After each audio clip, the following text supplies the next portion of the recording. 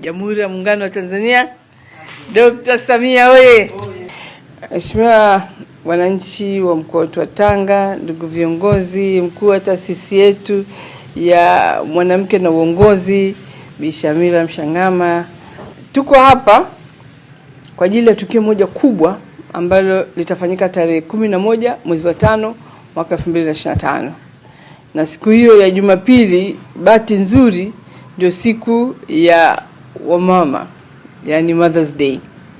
Kwa hivyo hapa Tanga tutakuwa na kongamano kubwa sana la Nasimama na Mama, ambayo imeandaliwa na taasisi ya mwanamke na uongozi ambayo inaratibiwa na binti yetu Shamira.